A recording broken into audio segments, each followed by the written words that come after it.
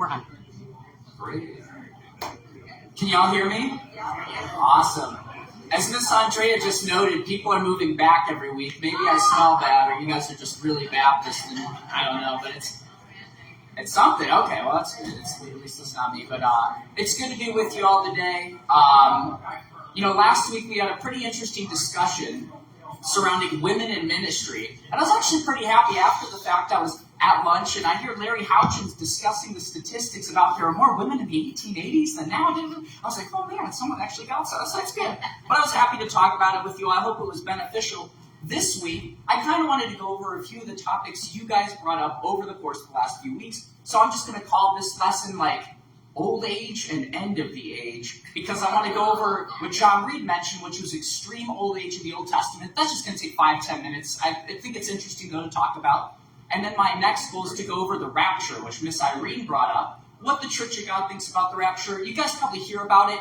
I'm going to give a little end times context stuff. And if you guys like the topic of the end times, I'm more than happy to go into that more. Not to predict it, I don't do that, but to just talk about like different Christian thoughts on the matter. And then I want to talk about the tree of healing in Revelation 22, just a quick Bible lesson for Miss Kathy. And if we have the time, Rita asked me about dogs and animals in heaven, so I did a little digging on that too. I don't know if we're going to have the time for all that today, and then my goal maybe next week or in the week to come after that will be to go over, broadly speaking, predestination, which I think Betty mentioned last week as well. It's a big topic, so I want to do just that topic by itself. But so today we're going to do extreme old age in the Old Testament, rapture, tree of healing. That's my goal. If we have spare time, animals. If not, great. So the first thing I want to talk about is old age. And what I mean by that is Genesis 5. We have people like my grandpa who are 77 years old. That's crazy to me in the Bible. No, I'm just kidding. He's not. I don't think he's that old. No, he's not. Not that old yet. But in Genesis 5, you have people who live to hundreds upon hundreds of years old. A good example is Adam, right? He lives to 930. And many people read these sections. They see all the 30 patriarchs or whatnot, and they're like, why do they live so long? And why don't people live that long anymore? So one of the first answers you'll often hear, I don't know if you guys have ever heard this, is that people, like God set a limit to how long people could live. And they'll quote Genesis 6:3, and they'll say, God said man could only live 120 years. Have you guys ever heard that? So that's Genesis 6:3. It says, then the Lord said, my spirit will not contend with humans forever, for they are mortal. Their days will be 120 years. Now, that's often the answer you get said and done. Like, that's the whole discussion. We don't live as long because God said people want to live 120 years. Well, the problem with that is actually after the flood, we have people live longer than 120 years. Noah himself lives another 350 after the flood. And then do you know how long Abraham lives? Well, after the flood. 175 years. And so just to give some context for this, most people, when they interpret this passage, they don't think God is setting a limit on how long people can live. It's how long until the flood is coming. Because in Genesis 6, in this time, you get the imagery of the evil nations, the wicked people that God's going to wipe out. And so it's saying that the Lord's anger, he's not going to contend with these people forever. In 120 years, the flood is coming. And so that's how people answer that. Like, wouldn't this be inconsistency to say that God set a time limit for how long people could live, and then people live longer? So that is not the simple answer we wish it was. God didn't actually set a concrete limit on how long people could live. Do you guys have any ideas? Why did people live so long in the past, and why do they not live long now? I want to kind of open the floor to discussion. Any thoughts? The earth. Grandpa says to populate the earth. There's not as many people, so they need to populate the earth. I saw Miss Irene in the back. I was going to say the same thing. To populate the earth. Well, that's an interesting answer. A lot of people have given that in the past. Yes, Mr. Fred. Heard at least that the atmospheric conditions were different before the flood. So after the flood was entirely different. Again, was possible different elements that made the situation of long life would be a lot shorter as far as relating to atmospheric conditions and other created elements that God had after the flood. Yeah, so some people will say that after the flood, kind of the atmosphere, the composition of the planet changes because there's such a massive climactic shift with the flood that people don't live as long any longer. That's an answer some give. I want to throw it out here. The Bible never says that, but that's kind of like a theory you could put out. Well, why don't they live as long? Maybe something really shifted in the environment because of the flood. That's a massive shift. I'm getting old. I know I'm getting old. My hearing is really down. I'm missing out on a lot of this stuff. Can you not hear me, or can you? There's certain parts I can't hear. Yeah, if we can pass the mic around, I wish we had a designated mic passer, but we might have to grab that. Okay, I'm sorry, I didn't want to volunteer anybody, but Steve would be, well, the other youth leader, so, no, fantastic. So just summary, populate the earth or changing climate. First off, like we just noted, the changing climate, not necessarily a biblical answer. It's a good theory, though. I do want to, however, give a counter to the populate the earth idea. Well, after the flood, how many people are there? There's like very few. There's one family, and yet they start living shorter. So if the whole purpose of old age was to populate the earth, it would be weird that the ages would start shortening after there's even less people. So that might not provide an answer either. Any other thoughts? Any other ideas? Tyler in the back. It might be because it might be a consequence of the wickedness in the Old Testament as well. Wickedness in the Old Testament. Yeah, I mean, you think about it, the further they get from the garden, the further they are from like this pure state, the presence of God. And if God is the source of life, the further you get from him and the further deeper you get into sin, the shorter life would become because you become more accustomed to the presence of death. That's an answer I've seen many theologians give, not a bad one. Miss Rita in the back. This is just my theory, but sin corrupts. And sin is on earth, and it doesn't just corrupt people, it corrupts the earth. So as time goes on, we have more and more pollution, we have bad water. As people learn to manufacture, they mess up their air, and all of this affects our body, and I can just trace it all back to sin. Sin messed everything up, and everything that we do to try to survive is tainted, and slowly it's just taken us down. I think that's a great point. Very similar to what we were just talking about. The presence of sin has tainted creation and hence shortened the lives of mankind. Yes, Ms. Marsha. Somebody might have said this because is this on? Oh, okay, because I came in a little bit late. But they had no processed food back then. They didn't have any strangeness. They didn't freeze things until it was frozen with ice on it. You know, they didn't do any of that stuff. So most of the intake of their food was pure. And that might have added 2 years to their lives. And then as the world got bigger and they had less and less, you know, they couldn't feed the whole world off of a couple of fields, you know, things changed. And pollution probably had something to do with it too. No, it's an interesting theory. I will throw it out here. I don't think in Abraham's day they had any more refrigeration than they did in Noah's. But yeah, there could be a sense in which, like we talked about before, there's shifts in the environment, maybe what they're consuming changed after the flood and all that. Anything else? You guys have a lot of theories. Okay, Mr. Vern. I think that's the way God had it planned. God had it planned. Do you care to elaborate as to what you mean by that? God planned for people's lives to shorten? No, I don't want to guess what God had thought. He was testing us, you know, he will reveal how long he let us live. Well, yeah, I mean, there's actually a lot of theologians who say that the shortening lifespan is for our benefit, because the longer we live in sin. In a world before Jesus, I mean, the destiny of people is just to keep failing the law and to grow further and further from God. And so the shortening of life is sometimes seen as a blessing, much how the casting out of the garden is seen as a blessing. If we lived forever, we'd be living forever in sin. And so death is actually a gift. Many commentators will state that's why we're cast out of Eden. And so Mr. Vern could be right. The shortening of our lifespan is actually the will of God, and it's to our benefit. Any other thoughts? Miss Nancy. Wow, there's more thoughts on this. I only had like 2 or 3 theories down, but you guys got a ton. That's great. I think it's related in the same way where when the world was created, there was obviously incest because there was only a small number of people to populate, but that the cells, the integrity of DNA, all that stuff was good in the beginning and then started to break down. I think that's a good point. what I want to summarize what I've heard so far, there's two main theories in what are called literal approaches. So people literally used to live this long, and the reason they don't anymore, there's two main reasons people will postulate. One, environmental shifts, or two, the impact of sin over time on the human race. Does that seem like a good summary, kind of what we talked about so far? I want to give everyone a shot. Anyone else? Anything else before I keep going? So those are the literal approaches. So if we read this and we say people really live to 930, the reasons that most Christian scholars would say they used to live this long but they don't anymore, sin, shifts in the environment, maybe on account of sin or just because of natural changes due to the flood.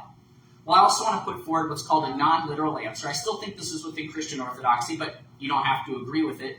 I was reading Francis Collins a while back. Have you guys ever heard of Francis Collins? So some of you have. He was the head of the NIH. He was the man who mapped the human genome, but he's also an evangelical Christian, came to faith, had a strong conversion experience. He's friends with N.T. Wright, William Lane Craig, a lot of good Christian thinkers and apologists. And he started a foundation called BioLogos, which is a Christianity and science kind of consortium. It's where faith perspectives and science perspectives come together, and it's to prove that faith and science aren't necessarily contradictory. And I think that's good work overall. We would all agree that faith and science don't always conflict. They don't have to. And so he has this perspective that these approaches, or that these ages are not necessarily literal ages, but they serve symbolic values. Y'all might disagree, but I'm going to lay out the perspective just so you guys can know it in case you ever hear it. So you'll notice that these people are really, really old, and there's over 30 ages given in the list of the patriarchs. And usually you have the age that someone is born in the life of their father. So their father has a kid at 135, say. Then they live 437 more years after their kid, and then they die at whatever the additive of those two are. So you usually get 3 ages per patriarch, per person in the Old Testament in the genealogies. Now what's interesting, I know this is going to sound crazy, but all of those ages, birth of the kid, years remaining after the firstborn son, and then death years, all end in 0, 2, 5, 7, or 9. And the statistical oddities of all of these ages being these numbers is literally 1 in 100 million. And so there's some scholars that will point to this and say, maybe there's a reason these ages are picked. They have significance. And now this is a theory, the Bible doesn't say it, but if you look at the Hebrew Old Testament, there's certain kind of significance to numbers, right? I mean, we know 7 is a significant number. It's why is 7 a significant number? Completion. Days of the week, the Sabbath. There's another significant number, 12. Why? 12 tribes of Israel. 12 months in a year. 60 is another significant number because the ancient Near East, they didn't count with tens like we do. They counted in 60s. It's called a sexagesimal system. It's interesting, and that's why we actually use 60 minutes in an hour, and then 360 days a year generally, is because 60s were the way in which people used to count. 40 is another good number. No, 100%. That's another number that often signifies completion. It's 40 days and 40 nights, all that. So this is all to establish that in the Old Testament, numbers often have symbolic value. I think we can all agree to that. Jesus picked 12 disciples. Why? It calls back to the 12 tribes of Israel. And even in the New Testament, therefore, we see the significance of numbers. And so some people argue the old ages in the Bible are symbolic to represent the importance of these people. So we have 0, 2, 5, 7, and 9. Well, 7, we already said that's a number of completion. 0 is often considered a number of wholeness. 60, and you'll see a lot of these are additives of 60, is special because it is the base unit for all counting in the ancient Near East. 5 is significant because 12 months in a year are multiplied by 5 to get 60. Now, I know this seems a bit far-fetched, but the whole point here is there might be symbolic reasons for these ages. And to give an example of this, we have Methuselah. He was 187 when he had his son. That's in Genesis 5:25. Well, 187 is 60 plus 60 plus 60 plus 7. So we have those numbers represented. Then Adam is 130 years old at the birth of his son, which is 60 years plus 60 years plus 60 months plus 60 months. And so they think all of these numbers might be symbolic, using important numbers in the Hebrew kind of worldview. And what this would demonstrate in the genealogy is that these figures were really significant. And the reason people will argue this way is because in the ancient Near East in general, when we get ancient lists of kings, like from Mesopotamia, from Sumer, from Akkad, these are ancient civilizations, their kings would live for like 50,000 years. They would say King Shulgi reigned for 35,000 years. Now, most scholars don't think Shulgi lived 35,000 years. That actually would not cohere with the Bible, but they would say that because what it meant is Shulgi was really important. Shulgi lived a long time. And so what some scholars will say is that in the Old Testament, these guys may not necessarily have lived 930 years. But because of these numbers, what it's saying is they were very important to the history of Israel. And I know this might seem a little crazy, and I know you all might disagree. That's okay. I'm not saying that's even my perspective. But a good example of how genealogies aren't always literal or don't always convey history is actually found in the New Testament. Now, have you guys ever looked at the genealogy of Jesus in Matthew? I don't know if you guys know this. This is kind of cool. There's 3 segments of the genealogy of Matthew. I think it's Adam to Abraham, Abraham to David, and then like David to Jesus. And Matthew actually skips multiple generations, but every time he gives these units, they're in numbers of 14. So there's 14 people between Abraham to Adam, Adam to David, David to Jesus. But we know from the Old Testament narrative, there's people that Matthew is skipping. Well, why does he skip them? Because what he wants is to have these perfect 14s, because 7 is a number of wholeness. If you double 7, it's even better. That's kind of symbolic in the ancient Near East. And so what Matthew does is he takes certain people that were important in the history of Israel, gives these good 14s, and then that shows that Jesus is really significant. The way he builds his genealogy demonstrates the importance of Jesus. And so the argument of this non-literal approach to old age in the Old Testament is to say that the people they do highlight, they live these years because what this long life demonstrates is significance, is consequences. So like that they were consequential people in the history of Israel. So did Methuselah live 930-something years? The scholar might say, I don't know. But what the Hebrews are trying to highlight is Methuselah was a very important ancestor to our people. That's just an argument. I'm not saying I necessarily agree. But to summarize for this perspective, they might not be literal, but they're symbolically important, and they point to people in the history of Israel who were significant to them. That might be why these ages are so long. Or you can have a literal approach like we talked about earlier. The fact of the matter is, neither of these answers are purely biblical. And that's what I want to highlight. You can have either view. I think both are reasonable. But the Bible never gives us an explicit answer as to why people live well into 900 years in the Old Testament. And so all I want to give you guys is that there's 2 main ways of reading this. Non-literal, like these people did exist, but these old ages are symbolic and they represent that these people were very important. Or you could say it was literal. We don't exactly know why we don't live this long anymore, but it could be the wages of sin or shifts in the environment.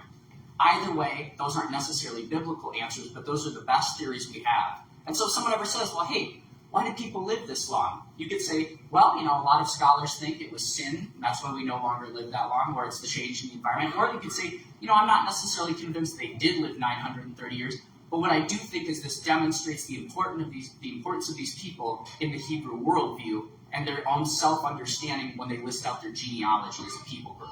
So those are the 2 main ways of interpreting extreme old age in the Old Testament. Now, I know that's highly technical. I know the stuff with numerology is always weird. I always freak out when someone's like, well, if you add the name of Hitler together and it gets 143, and then you add that to this, it's 666, and I'm always like, So I'm always, have you ever met someone like that? And they're like, you add together the name of some president, and it's the sign of the devil. And you're like, okay, well, it's good. Monster Energy drinks. But no, I'm just teasing. But long story short, those are the 2 main approaches. Any thoughts moving forward with that? Those are the best answers we have. I know that's not a concrete, silver bullet why people used to live that long, but those are the 2 main perspectives. Literal approach would be sin and changes in the environment. A non-literal interpretation would be that this is just to demonstrate the significance of historic figures in Hebrew genealogy.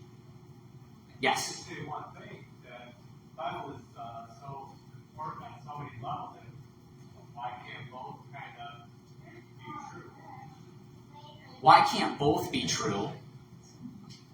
I suppose, in some sense they could. It would be hard to know, because if you're saying they didn't really live to 930, but then you're saying they actually did and the environment changed, it would seem to be somewhat contradictory in that exact sense. I could be wrong, and y'all could point that out, but I do think you don't have to take a side on this. It's not a matter of salvation. But these are kind of the 2 main perspectives, and I would say they are somewhat mutually exclusive. I could be wrong. You're welcome to correct me, but that's just my perspective on it.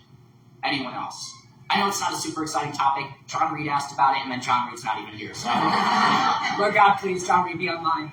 But, yeah. If not, we'll go to the rapture, which is, equally easy to understand. Okay, anybody have any other thoughts? Fantastic. I hope that makes sense. If that wasn't all confusing, feel free to talk to me about it afterwards. I know the number stuff's a little weird. I have even more data about it, but I don't want to bog you guys down with numbers. So, let's talk a little about the rapture. So, first off, what is the rapture?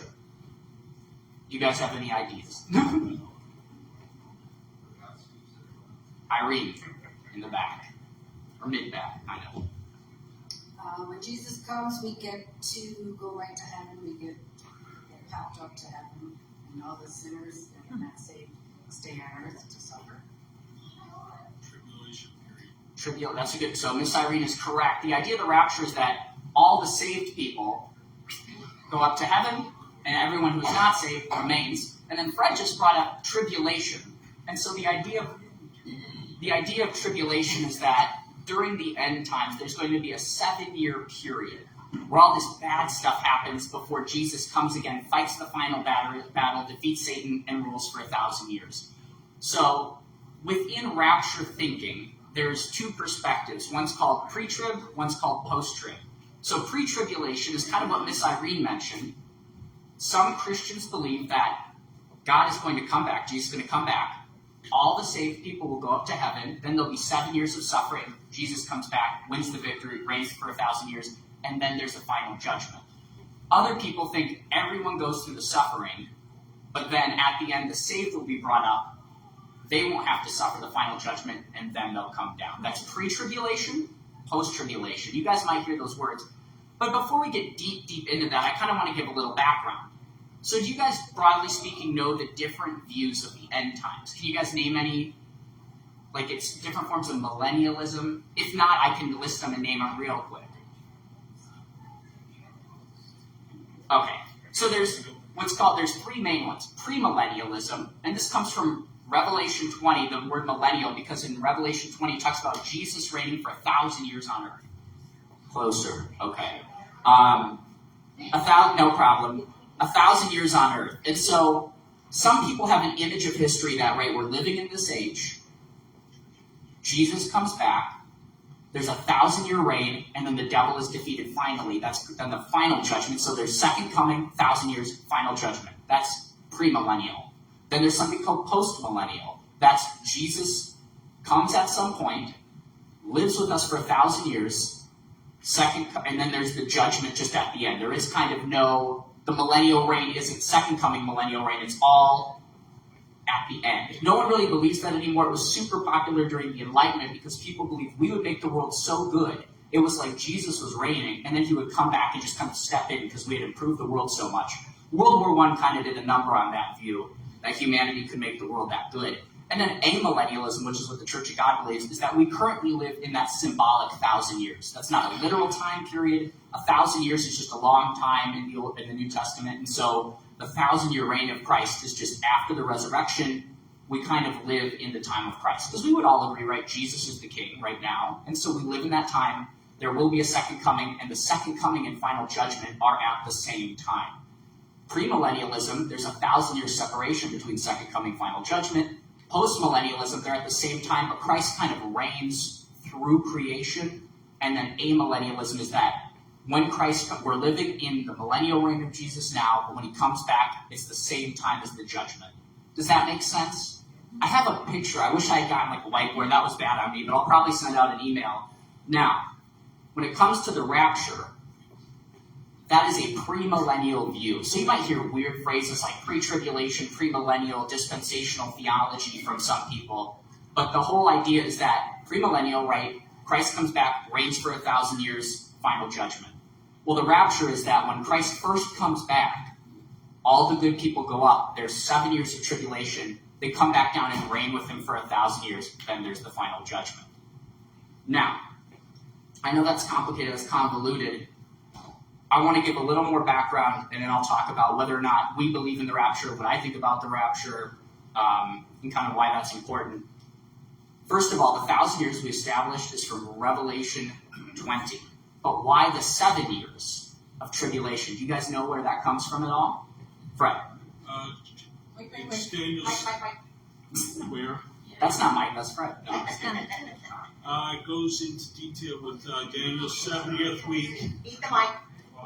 It goes into detail part of Daniel's 70th week.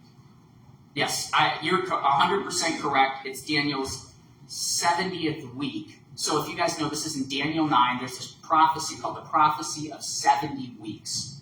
And what's really interesting, though, is Christians throughout history have used this prophecy to point to Jesus. And if you do the math, from the time people think Daniel lived, 70 weeks, they do it to 490 years, because every week is a year, and they do all this math, and you get 490 years. And what's actually fascinating is if you do the digging, it lines up really well with the lifetime of Jesus. I don't know if you guys have ever heard of it, but people often use Daniel 9 as a prophecy to prove the existence of Jesus, or the messiahship of Jesus. People use that in the early church. They use it up to this day. That's worth digging into. But the last week in Daniel 9, of those 70 weeks, it's called like a week of tribulation. It's a week of suffering. And so people think, well, this has to be the final week of existence. And so a lot of Christian commentators have thought this final week is the suffering. They call it the tribulation. And so that's why it's 7 years of tribulation, because every week in the 70-year prophecy of Daniel, or 70-week prophecy, is interpreted as 7 years, because there's 7 days in a week, and each day is interpreted as a year. The reason they do that is somewhat opaque, but that's often how Old Testament prophecy would work. Certain periods of time would be substituted for others. So the last week, 7 days, is often interpreted as 7 years. So that's where the 7-year tribulation comes from, Daniel 9. So if you're a note taker, why 7-year tribulation? Daniel 9. Now, do you know where the idea of the rapture comes from in the first place? I know this is a little crazy and convoluted. Fred.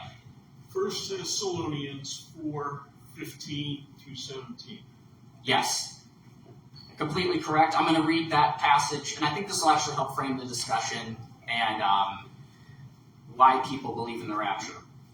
So this is 1 Thessalonians 4. I'm going to read 13 through 18, and it reads as follows. And now, dear brothers and sisters, we want you to know what will happen to the believers who have died, so you will not, who have died, so you will not grieve like people who have no hope.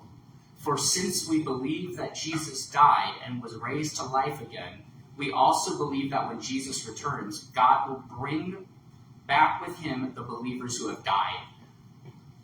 We tell you this directly from the Lord. We who are still living when the Lord returns will not meet with him ahead of those who have died, for the Lord himself will come down from heaven with a commanding shout, with the voice of the archangel, and with the trumpet call of God. This is the important part. First, the believers who have died will rise from their graves.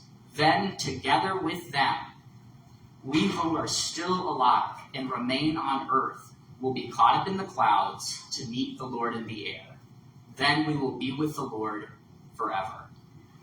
And so this image we see in verse 17, right, of the people rising up into the sky is where the rapture comes from. That is the primary verse. If you ask any scholar of the rapture, people who believe in that, hey, why do you think the rapture happens? They will always quote 1 Thessalonians 4. It's actually the only time we get this image of people being kind of floated up into space. Now, we've established why there's 7 years. We've talked about the 1,000-year reign of Christ. We've kind of given the shape of what the rapture would look like, and now we have the main verse for why people believe in the rapture. Any thoughts, any questions so far? I know that's it's a lot of background, but this is to all set up the theology of what we do believe about the end times in the Church of God. I just have a question, Collin. Yes. There's that one point when people get confused too when we die. Yes. They think their body goes to sleep. But isn't it that their soul goes immediately to be with the Lord and that body stays in? So is their soul meeting their body? That is a great question. So I actually was thinking about talking about this in the coming weeks. Larry asked about what happens when we die a few weeks ago, I think. And then my grandfather asked about it. So there's actually, without spoiling a future lesson, there are different views within Christian history about what happens when you die. There's 2 or 3 main ones. One's called soul sleep, and some Christian thinkers like Martin Luther believe this. that when you die, you do not experience conscious thought till the second coming of Jesus. That's a quick summary statement. The other is called intermediate state. So when Jesus tells the thief on the cross, today you'll be with me in paradise, that thief was that very same day with Jesus in paradise. Now in the early church, they didn't see paradise as heaven, the direct presence of God. They actually saw it as kind of a holding area in the underworld. And so the idea of the dead coming up would be because paradise, it's not hell or anything, it's just you're not fully resurrected, you're in this paradise, it's a good place, but it's not the end state, it's intermediate. And then there are some people who think, you're immediately up in heaven with God. That's actually not necessarily a biblical perspective, but it is the common way we often talk about life after death. So, that's a great question, and I think yes. But that's just to give perspective. Why would they use the imagery of coming up? Because a lot of historic perspectives on what happens when we die aren't necessarily that we're already up. That's how often the church has viewed life after death. And in Catholicism, Eastern Orthodoxy, that's often the perspective. And even in Protestantism up until recently, it's not that you're immediately in heaven. It's that you are somehow in this intermediate state with God. But heaven, in the end times, is when God comes to earth. And so the final place for human beings to dwell is actually on a renewed earth in the presence of God, when heavens and earth come together. And so it's kind of a different way of looking at it than we often talk about it, but that's actually the Revelation imagery we get into in 20 through 22. Yes? Yes. It goes into more what Jesus wrote when he spoke as far as in the parable of the rich man and Lazarus, and then again what happened in a manner of speaking when he, on the day of his resurrection, others were brought back to life and as a witness of his resurrection. For Jesus or for... Jesus. Yeah. No, and I think actually bringing up the rich man and Lazarus is a great point. That's another image, the bosom of Abraham, they would use in the intertestamental period, like the Jews of Jesus' time. When they thought you died, they wouldn't necessarily say you go up to heaven to be with God. They'd say you go into the bosom of Abraham, which is where you'd wait until the resurrection of the body. Actually, so this is a pretty interesting topic, and if you guys didn't know any of this, we could talk about it in another week. But I do want to kind of finish up with the rapture. We started it a little late, so I've been trying to fly through this. I have like 30 pages of notes, so flying through the rapture, it's great. Well, hey, that's literally what happens if you believe in the rapture. So, okay, this is to kind of systematize and summarize this. We understand what, in theory, the rapture is, right? It's this idea that you go up into heaven before 7 years of tribulation. Jesus comes back. We rule with him for 1,000 years. That is what rapture theology is. What does the Church of God teach about it? Do you guys know? There is no rapture. And actually, for the bulk of Christian history, there was never a perspective known as the rapture. Throughout the church, the idea that the faithful would be corded up separately from everybody else really only comes to the foreground in the 1800s with a Scottish revivalist movement. So this is kind of interesting. Now, I'm not trying to, if you do believe in the rapture, I'm not trying to cast dispersions or say anything rude. The fact of the matter is, though, if the Church of God historically is amillennial, which believes that there isn't this 1,000-year reign of Christ that's a literal time, and so there can't be a rapture, because the whole idea of the rapture is that it comes before the 1,000-year reign.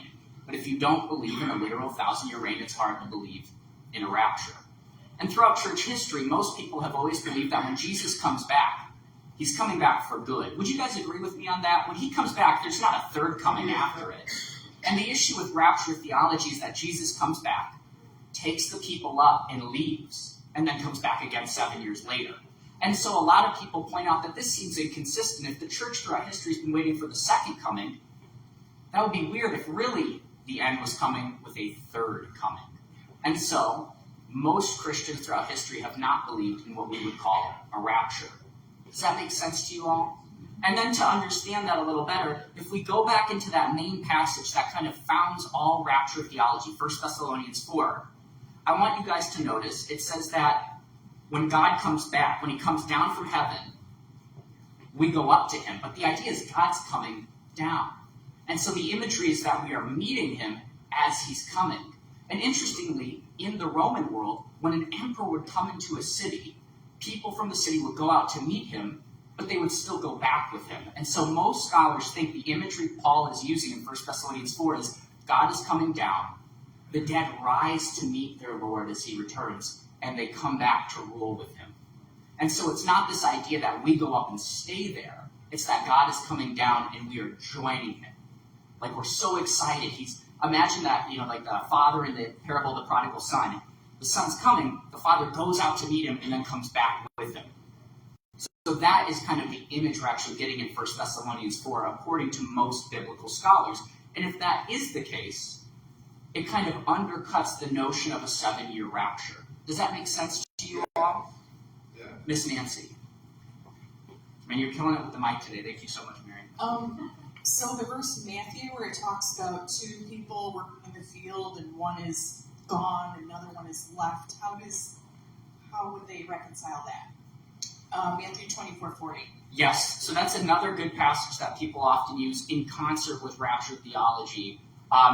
In Matthew, you often get imagery of like a 50-50 bifurcation of saved and damned. And so a lot of people interpret it that way, sheep and goats. The implication with the separation of sheep and goats is never goats stay on earth, sheep go up. It's more that God is going to take some and others will not be brought into this new heaven and new earth. And so you could interpret, if you already believe in rapture theology, you can definitely interpret that in line with it.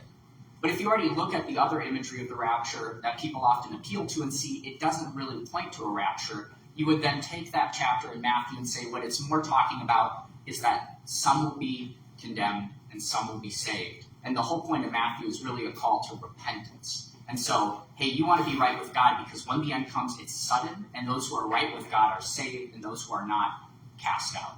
And so that's how you would answer that if you do not believe in a rapture theology. But that's a great question. That is actually the only other passage people often cite directly in support of a belief in the rapture. Kessler in the back.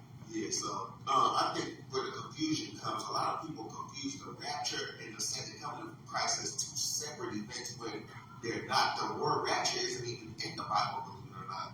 It's not in there. And a lot of people, they got this, like you said, from that young Scottish girl in the 1800s because she had a dream about it and stuff. But as we know, it's not biblical because think of the parable of the 10 virgins with the oil. The ones with the oil, they got left behind. And, think Jesus wasn't coming back for them. He already came for the ones who already had the oil in their lives. Yeah, I think that's a good point to mention that separating the second coming of Jesus with other events in the end times, it's not a biblical perspective necessarily. The imagery, like we get in these parables, when Jesus comes back, that's it. Like we are waiting for the second coming.